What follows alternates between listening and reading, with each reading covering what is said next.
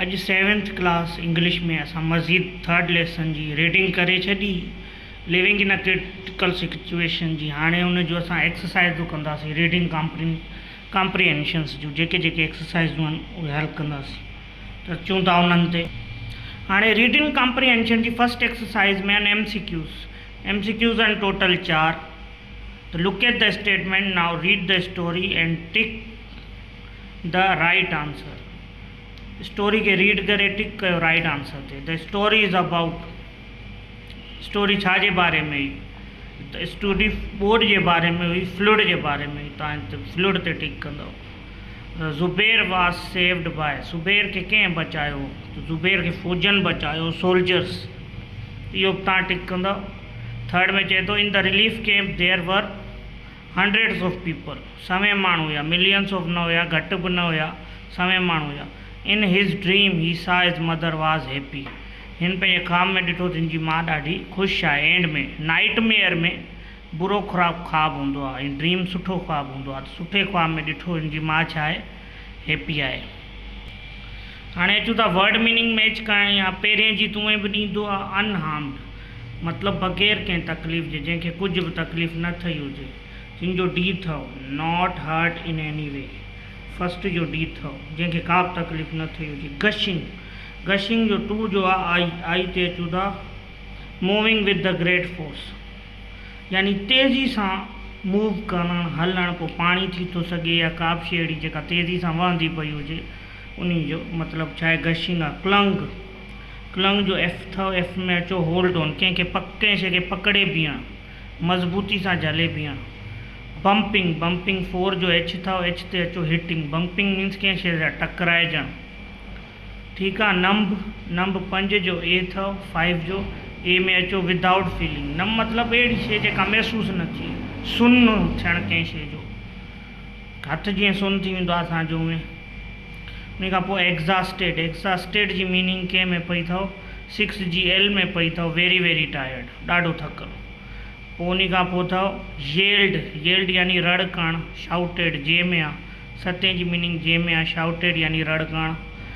पोइ अचे थो रिलीफ कैम्प, इन जी मीनिंग सी में अथव प्लेस वेयर पीपुल हू lost their homes and food and shelters. उहा जाइ जिते माण्हुनि खे रहायो वञे जिन्हनि जा घर ॿुॾी विया हुजनि ॿोॾि वग़ैरह में, या कंहिं बि नेचुरल चेंजिस जे करे उन्हनि जा घर छा थी विया हुजनि, तबाह थी विया हुजनि।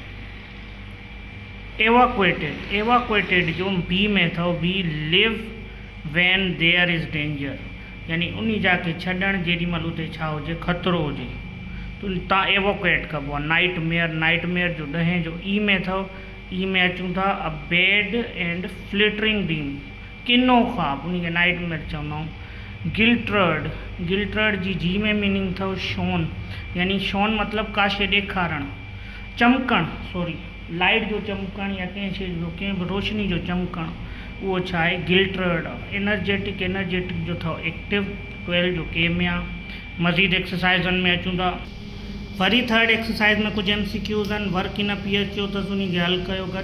पहिरियों एमसीक्यूज़ अथव the story is about a boy who is lost, हा सही आहे। ॿिया ॿ न थी था सघनि, thinks about others like to waste his time, उहे अहिड़े छोकिरे जी कहाणी आहे जेको गुम थी वियो आहे, बोर्ड में गुम थी वियो। The text in the box tells us about, box जेको टेक्स्ट में आहे उहो छा जे बारे में थो ॿुधाए, things that people must do during flood, हा उहे शयूं जेके असांखे ड्यूरिंग फ्लड जे दौरान करणियूं हुजनि। हाणे हिते अचो हिन बॉक्स जी ॻाल्हि थो करे, इन में ड्यूरिंग फ्लड जेके शयूं असांखे करणियूं आहिनि उहो ही बॉक्स ॾिनल अथव रीडिंग में, इन जी ॻाल्हि थो करे। हाणे अचो हेॾां। वरी 4th छा आहे, 3rd छा आहे, at the beginning of the story the boy was very tired because he had been floating on the log the whole night. हा टायर्ड छा जे करे, टायर्ड इन जे करे त हू लटकियो पियो सॼी राति, टंगियो पियो हिकिड़ी काठी जी टकरी सां, पाण खे मज़बूती सां पकड़े बीठो ॿिन्ही हथनि सां, इन जे करे हू थकल हो। इन जो थींदो he had floating on the log whole night. पोइ अचो 4th ते in the relief camp he decided to, हिन छा डिसाइड कयो, tell people how to protect themself during the flood times. हिन रिलीफ कैंप में इहो डिसाइड कयो कि माण्हुनि खे ॿुधाईंदो तूं पाण खे ॿोॾि खां कीअं बचाए था सघूं. At the end of the story boy was fresh and energetic because हिन जो वरी सी थींदव जंहिंमें आहे हिज mother came in his dream and liked he had done what he had done. माण्हुनि खे ॿुधायो त तव्हांखे ॿोॾि में छा करणु खपे जीअं तव्हां यतीम थियण खां बची वञो या तव्हांजा घर बची वञनि या घर त नथा बचनि त तव्हां पाण बची वञो. हा त पहिरें जो ए अथव, ॿिएं जो ए हो, टे जो बि ए हो, चोथे जो बी ऐं पंजे जो सी हुयो. ठीकु आहे. पोइ हाणे चौथी एक्सरसाइज़ में अचूं था जंहिंमें चए थो टिक कयो त असांखे ॿोॾि अचणु स्टेटमेंट छा जी आहे. ॿोॾि अचण खां पहिरीं जी आहे, ॿोॾि जे दौरान जी आहे. बिफोर मतिलबु ॿोॾि अचण खां पहिरीं, ड्यूरिंग मतिलबु ॿोॾि जे दौरान जी स्टेटमेंट आहे, आफ्टर मतिलबु ॿोॾि खां पोइ जी आहे. पढ़ूंसि था. पहिरें जो त ड्यूरिंग जी ॾिए थो people should carry only the most important items live while living their home. हू तॾहिं छॾींदा जेॾी महिल छा हूंदो फ्लूड मौजूदु हूंदो. पीपल शुड पैक बैग ॿी स्टेटमेंट विथ इम्पोर्टेंट आइटम्स. इहो बिफोर अथव, बिफोर द फ्लूड. पंहिंजो छा करे छॾनि, सामान वग़ैरह पैक करे छॾनि. टियों अचूं the people should not touch electric wires while standing in a water. हाणे पाणी अची वियो यानी ॿोॾि अची वई, इहो दौरानी आहे, इहो ड्यूरिंग में थींदो. टियों. चौथों the object covered with the Madh must be washed and clean. हा जिन्हनि ते गारो लॻी वियो. हाणे लाज़मी ॿोॾि खां पोइ पाणी जेॾी महिल हलियो वेंदो त शयुनि ते छा थी वेंदी आहे, मिटी ॼमी वेंदी आहे. थी ॿोॾि खां पोइ जी कहाणी थो ॿुधाए त उन्हनि थान खे धोई छॾियो जिन्हनि ते मिटी लॻी वई हुजे. People should listen the radio and television for the flood information. इहो बिफोर अथव, पहिरीं. वरी अचो छहें ते people should stay away from fallen power lines. हा हाणे इहो ड्यूरिंग द फ्लूड अथव. छो त मींहुं जो ॿोॾि जो पाणी बीठल हूंदो, उन में तार अगरि किरंदी करंट ईंदो, इन जे लाइ उनखां परे रहनि. People should return home only when they are told it is safe. माण्हुनि खे ओॾी महिल ॿुधायो वञे. हा इहो आफ्टर फ्लूड आहे, जेॾी महिल चयो वञे बाबा हाणे सेफ आहे पोइ घर वञो. ईअं न ॿोॾि ख़तमु थी वञे तव्हां निकिरी वञो. If the government tells the people to live their houses they must do so immediately. अगरि तव्हांखे गवर्नमेंट चए थी त तव्हां पंहिंजा घर छॾे वञो, इहो ॿोॾि अचण खां पहिरीं चवंदी लाज़मी तव्हांखे, जिते बिफोर तव्हां तकड़ में उहो कमु कयो. आख़िरी आहे people should not walk through flowing water. माण्हुनि खे हलंदड़ पाणी में वॉक न करणु खपे, छो तव्हांखे चकर अची था सघनि. इहो बि ड्यूरिंग फ्लूड आहे, पाणी वहंदो ॿोॾि में ई आहे. इहो ड्यूरिंग फ्लूड आहे, ड्यूरिंग में टिक कंदो. ठीकु आहे बाबा. हीअ बि एक्सरसाइज़ थी वियो. चौथी एक्सरसाइज़ हाणे अॻिते ते अचूं था. हाणे अचूं था रीडिंग कॉम्प्रीहेंशन जी पंजी एक्सरसाइज़ में, जंहिं ते चयो थो make the following statement in their reasons write the complete answers. Statement खे रीज़न सां गॾियो. हाणे स्टेटमेंट छा आहे यानी वजह छा आहे उन स्टेटमेंट जी. Zubair did not drown because. Zubair न ॿुॾियो छाजे करे. हाणे इन जो पहिरीं जो सी में he had clung a log.